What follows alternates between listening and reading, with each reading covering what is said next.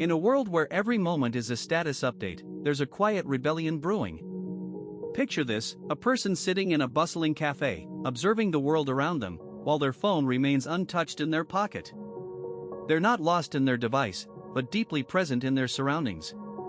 This isn't just a moment of disconnection, it's a conscious choice, a form of sensory processing sensitivity, a trait highlighted by psychologist Elaine Aron.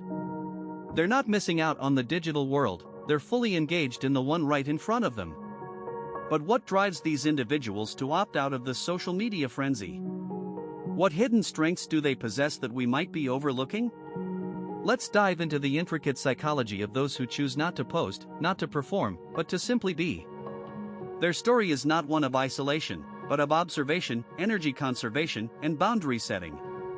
It's a narrative that challenges our digital norms and invites us to reconsider the true value of connection. A quiet hum of a ceiling fan fills the room. Outside, the world is a stage, alive with the performances of others, each one a carefully curated highlight reel. Yet, here, in the soft glow of a bedside lamp, a man sits, untouched by the viral dances, the picture-perfect meals, the triumphant announcements. He is not antisocial, he is not a Luddite. He is simply a man who has chosen to step off the treadmill of social media, to escape the hedonic treadmill, a concept in psychology that refers to the never-ending pursuit of happiness that keeps us running in place. He is not chasing likes, not vying for validation, not performing for an audience. Instead, he is practicing a form of radical self-care, a concept deeply rooted in Audre Lorde's work, where one prioritizes their well-being above all else. This is not laziness, it's a conscious decision to conserve energy, to invest in his own mental landscape. He reads, he thinks, he observes. He is a high-sensitive person, a term coined by psychologist Elaine Aron, who processes stimuli deeply and is more prone to overstimulation. The constant barrage of information on social media is not a buffet, it's an assault on his senses. Every notification, every update, is a pebble in his shoe, a distraction from his inner world. His home is not a prison. It is a sanctuary. It is where he practices mindfulness, where he engages in deep work, where he cultivates his own gardens, both literal and metaphorical. He is not a monk, but he understands the value of solitude, the power of silence. He is not missing out. He is tuning in. To himself, to his thoughts, to his life. He is not a ghost in the machine. He is a man, alive and present, while the world performs on screens.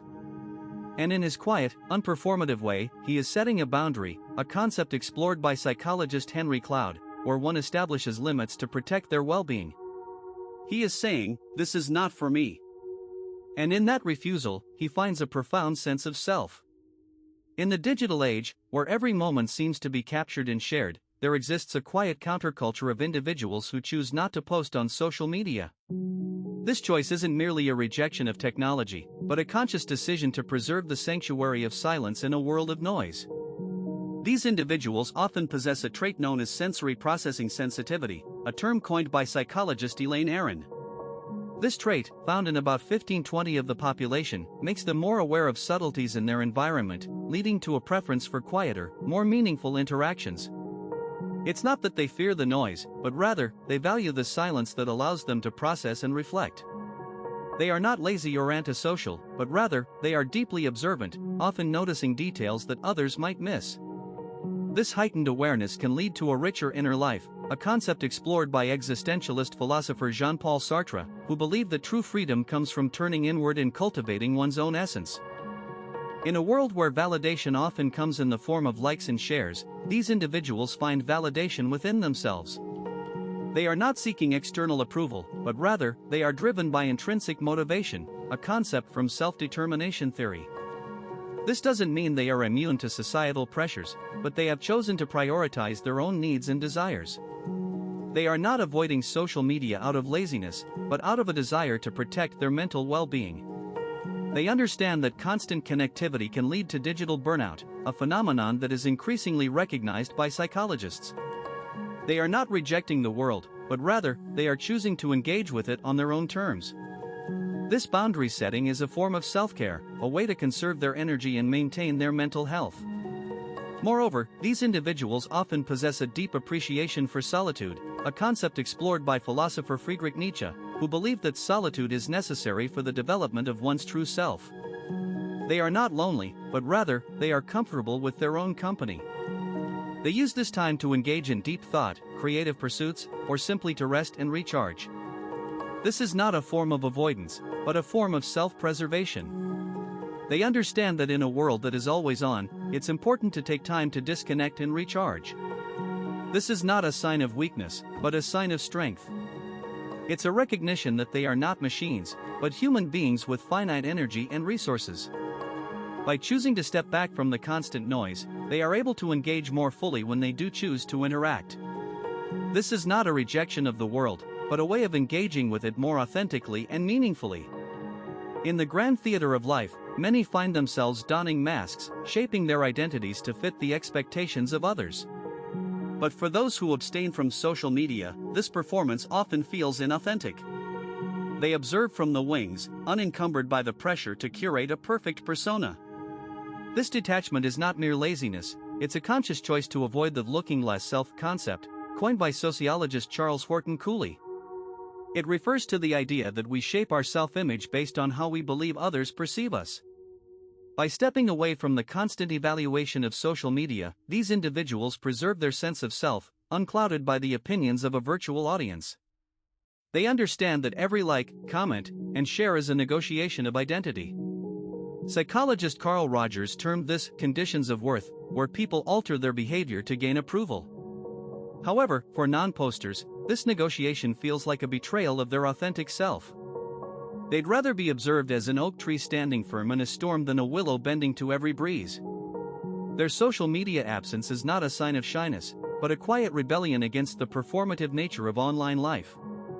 Moreover, their refusal to post is an exercise in what philosophers like Jean-Paul Sartre would call bad faith, a refusal to conform to societal expectations.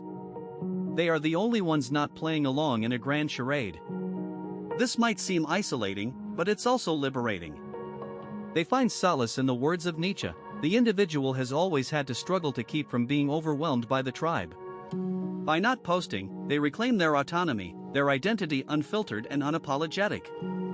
Yet, this journey of authenticity raises an intriguing question: if you're not performing for others, who are you truly performing for? And is that performance any less of a mask? Introversion, a term popularized by Carl Jung, is often misunderstood as mere shyness or social anxiety. In reality, it's a preference for inner reflection and solitary activities. Introverts, who make up about a third to half of the population, are not necessarily shy or socially anxious. Instead, they tend to feel more drained after socializing and gain energy from quiet, low-stimulation environments. It's not just tiredness. It's a feeling of their battery slowly leaking, percent by percent, with every forced smile. This preference is deeply rooted in their neurobiology. Brain scans show that introverts have more activity in the frontal lobes, associated with introspection and decision-making, and less activity in the posterior sympathetic ganglia, which influences heart rate and other autonomous functions. This makes their internal world more vibrant and stimulating than the external one, often leading them to prefer the company of their thoughts over crowded social gatherings. Introspection, a close cousin of introversion, involves examining one's own thoughts and feelings. It's a key component of psychological mindfulness and self-awareness. Introverts often exhibit a high degree of introspection, a trait that can be linked to sensory processing sensitivity, SPS, a personality trait studied by psychologist Elaine Aron. SPS individuals process sensory data deeply and thoroughly, which can lead to a rich inner life but also increased sensitivity to both external and internal stimuli. This deep processing is not a flaw but a strength. It allows introverts to understand themselves and others on a deeper level. For instance, an introvert might spend hours analyzing their feelings after a conversation, gaining insights that others might miss. This introspective habit is not indulgent navel-gazing but a form of emotional intelligence, a skill highly valued in various aspects of life. The architecture of the mind of introverts and introspects is like a vast, intricate library. While extroverts might prefer the bustling marketplace of ideas, introverts find their treasure in the quiet corners of the stacks. This preference is not a sign of laziness or disinterest, but a reflection of their unique cognitive style. They tend to process information deeply and thoroughly, a trait known as depth of processing. This is not a weakness but a strength that allows them to see nuances and complexities that others might overlook.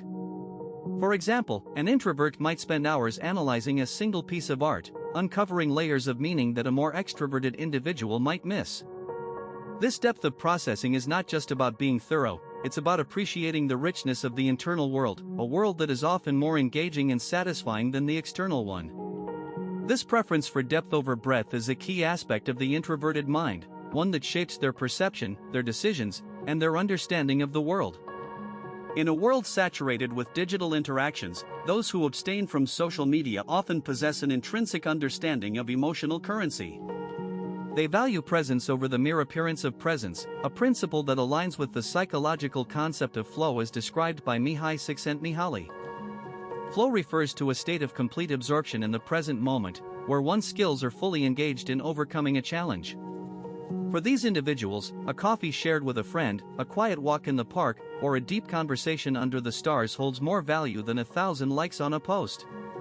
They understand that true connection is not quantified by the number of comments or shares but by the quality of the interaction. Consider Sarah, who prefers face-to-face meetings over endless email threads. She notices the subtle nuances in her colleagues' body language, the slight hesitation before a response, the genuine smile that lights up a room.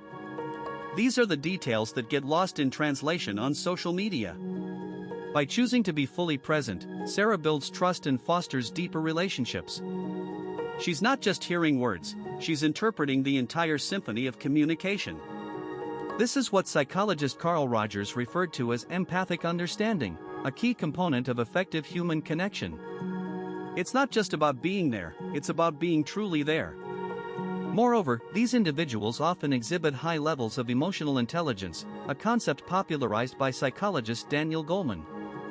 They are adept at reading emotions, managing their own feelings, and responding appropriately to others. This emotional currency is a form of social capital, a resource that enriches their lives and the lives of those around them. They understand that every interaction is a transaction, not of money, but of emotional energy.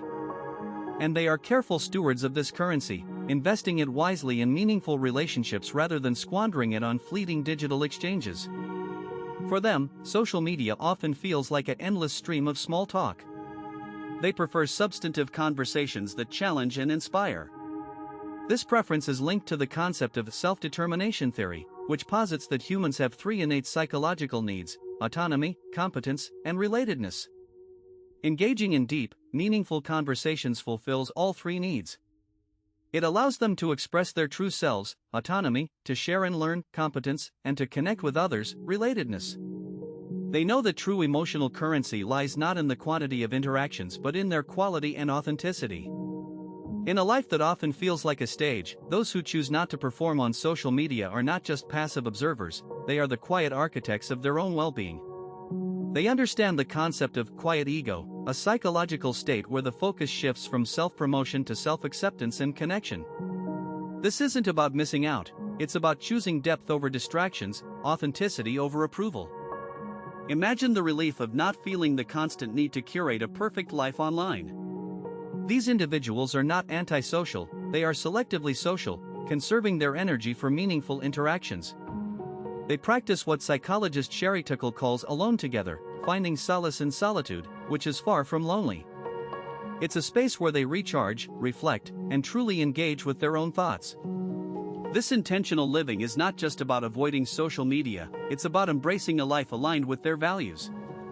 It's a form of intentional ignorance, a term coined by philosopher William James, where they choose to ignore what doesn't serve them, focusing instead on what truly matters. So, what can we learn from those who opt out of the social media frenzy? They remind us that happiness isn't found in the number of likes or followers, but in the quality of our relationships and the peace of our own minds. They challenge us to ask ourselves, are we truly living our lives, or are we just performing them? If this resonates with you, consider taking a step back from the digital noise. Explore the power of presence, the joy of simplicity, and the freedom of living unfiltered. And if you're curious about how to navigate the digital world more mindfully, stay tuned for our next video, The Art of Digital Detox, How to Reclaim Your Time and Mind.